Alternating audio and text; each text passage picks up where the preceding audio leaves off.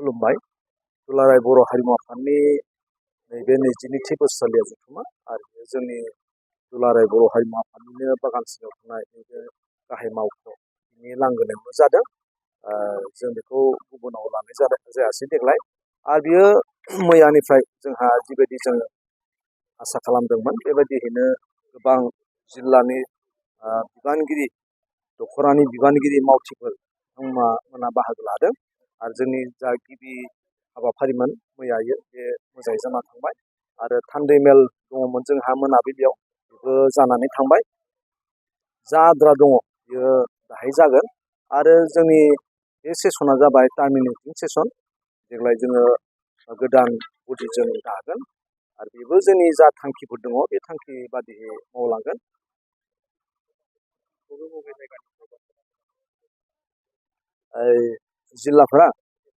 जिल्लाफोराथ' जोंहा दुलाराय बर' हारिमु आफादहा मोन 28 जिल्ला दङ, 28टा जिल्ला दङ। बिनि मादाव मोननै जिल्लाया सफैनो हायाखै, 26टा जिल्ला सफैदों। लोगोसे जोंहा नेपाल आरो वेस्ट बेंगल, दिल्ली, बेनिफ्राय मेघालय, डिमापुर बेयावबो जोंनि इउनिट दङ। नाथाय बिथांमोनखौ जोङो लिंहरनाय जायासै। दिल्लीनिया फैदों, दिल्लीनि थान्दै जोंजों जाफैदों आरो बाहागो लादों। बेबायदिनो माने बांसिन अनजिमानि जिल्लाफ्रा दिनै जोंनि जथुम्मायाव बाहागो लादों। मोननैल' जिल्लाया बाहागो लानो हायाखै।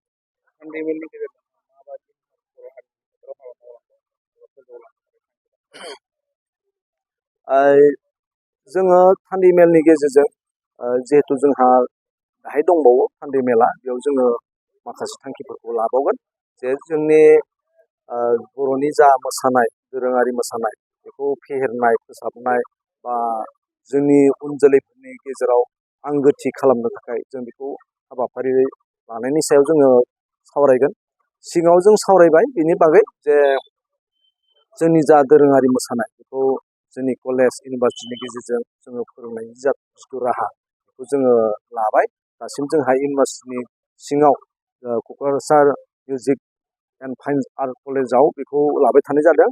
आरो बिनि उनाव जोङो सरकारजों सावरायदों जे जोंनि बिटिसिनि मोनफ्रोमबो कलेज, हायार सेकेन्डारि, हाइ स्कुलफोराव जोंनि बर' मोसानाय दामनायखौ जाहाथे फोरोंनाय राहा लायो। मोनसे जेंना नुजाबाय जे जोंनि गेजेराव दासिमबो नांगौ बादि फोरोंगिरि जानो हानाय बेबायदि ओंखारथ'वाखै।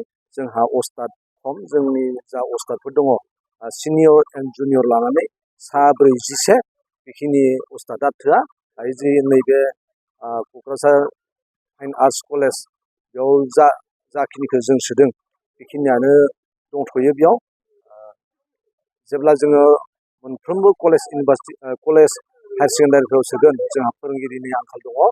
बेनिखायनो नैबेनिफ्राय जेब्ला ओंखारगोन जोङो बेखौ सोसननो हागोन बा मावफुंलांनो हागोन होननानै आसा खालामदों।